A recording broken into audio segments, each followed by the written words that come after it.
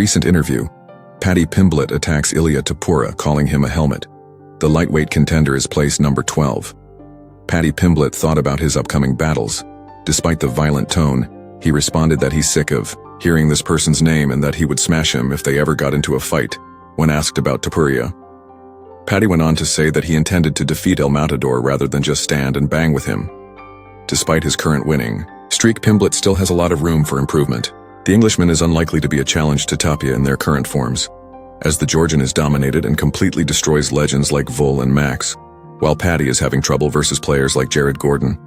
After defeating Bobby Green by submission at UFC 304, Paddy has already outlined his strategy for winning the title. After overcoming Chandler, Pimblett hopes to challenge Charles Oliva for the title in 2026. At UFC 314, the baddie will face Michael Chandler in what is sure to be an incredible bout. This fight thinking, my teammate Jared beat him, when he lost the decision. But a lot of people think I lost that fight, and he's just going to use the same game plan as Jared, so I hope he does. You know what I mean? I hope he comes in thinking that I'm the 2022 version of me, when I'm a completely different fighter now. It's very respectful between me and Chandler, you know what I mean? I've spoke to him before on social media, spoke to him in person. He's a nice fella. I haven't got a bad word to say about him, but when the cage door closes, it's I'm going to be the one getting my hand raised. You know, I'm sick of talking about it for you, lad. He's an absolute helmet. He wouldn't be where he is in the UFC without jumping on the back of my name. So, yeah, I do want to settle that beef one day, but let's see if he steps up. Styles make fights, lad, you know what I mean? No one he's fought to do what I'd do to him, and everyone starts off a boxing match with him, and they've all failed because of it. Despite the fact that Rob Vessel won their first bout at UFC 306, Corey Sandhagen thinks Sugar Ali might have an advantage in a future rematch with the bantamweight title. Due to a hip ailment that ultimately required surgery, Sugar has claimed that he wasn't at his best, and UFC CEO Dana White has hinted at an instant rematch. While acknowledging that O'Malley's celebrity influence had a part in the choice, Corey also recognizes that he could have done better this time. Corey is not the only one to bring out the significance of the referenced kick. He also notes that Sean's sole true victory in their fight was a strong body kick late in the final round. However, he will have another 25 minutes to find an opportunity in a rematch. The kick was one of the toughest shots Merab has ever taken, according to him. Given that his hip problems have been cured, the Georgian champion is eager to offer Suga another chance to face the former champion. Hagen thinks this will raise Al's chances of landing a shot that might change the outcome of the fight. The Sandman, meanwhile, is concentrating on his own title goals and is scheduled to take on Figuro and Divas on May 3rd. The vibe of that fight, to me, if you ask me, was that O'Malley was losing and he was the one not in control of that fight. But I mean, I definitely could see a situation where O'Malley comes back and he does really well. I mean, I love underdog stories, and I'm assuming that O'Malley will probably be the underdog. So I love rooting for an underdog, so maybe O'Malley will do well. But I mean, it's hard for me to imagine the fight going too different than the first one, but also at the same time, the guy that kind of has the puncher's chance, you know, because I think that Merab wins a lot of other places. The guy that has the puncher's chance, obviously their ability to knock the person out goes up if you give them another 25 minutes to try to figure out how to do so. So yeah, I mean, that it's definitely an advantage for O'Malley going into this fight. Former interim champion Colby Covington recently disclosed on a podcast that he was confronted by a boxing fan while he was at this month's fight between Dant Davis and Lamont Roach. Colby has been in a number of fights, not just with Kamaru Usman and other competitors. His constant trash talk with Jorge Masvidal, his colleague Themba Gimbo, and even unidentified spectators. But even though Call is one of the hardest and most fearless fighters in the octagon, his behavior outside of it frequently seems quite different.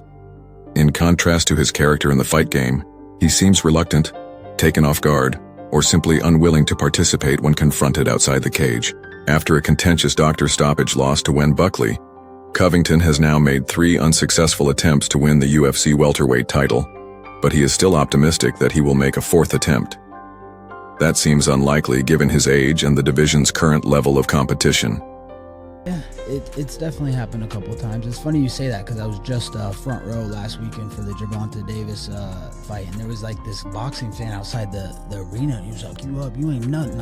He was looking at me. He's like, "Let's size up right now. Let's do it." And I'm just like laughing. I was like, "Ah, man, I'm glad you believe in yourself, man. You should believe in yourself. That's awesome, dude." But you know, I'm thinking deep down, I didn't want to like egg him on and like, what do I have to prove in the streets? Like, I fight for a lot of money, like a big paycheck, you know, and what do I have to prove to this guy? I prove my worth in the UFC octagon. You know, if you're so tough, why aren't you fighting the UFC octagon against the best fighters in the world? I'm beating up people that have been training for 20, 30 years that their craft is to put someone else in the hospital, and I'm putting them in the hospital. I'm making them look like little kids. So I just have nothing to prove to those people. They can say whatever they want, you know.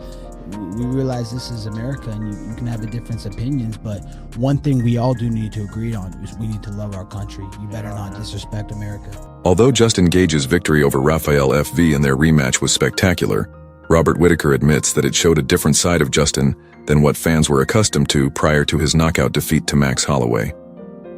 Although the highlight increased the pressure and scored a knockdown in the first round, Whittaker emphasized that Fev still looked smart despite entering the battle on short notice.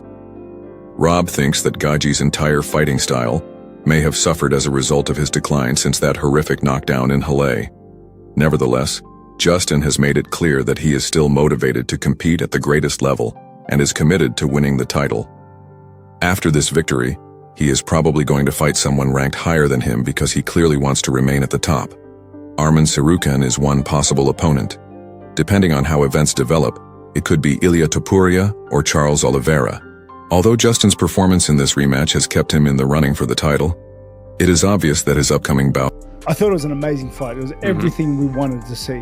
Yes. But I don't know if the Gaethje that fought Fiziev in that second fight is the same one that fought him in that first fight. I just thought there was something off. I thought he might have been half a clip behind or something. Because, and don't get me wrong, like I'm a big Gaethje fan.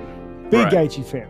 And Fiziev's a hard fight for anyone, especially if you're just going to take it to him in the hands. Yeah. But Fiziev took this fight on 12 days notice. Looked so good in the start of the fight. And I feel like comparatively to their first to second fight, I felt like Gaethje had a little bit more in him. I don't know if you saw that as well. It's like it was a standard Gaethje performance, like, but I just felt like it wasn't the same Gaethje we saw pre-Holloway.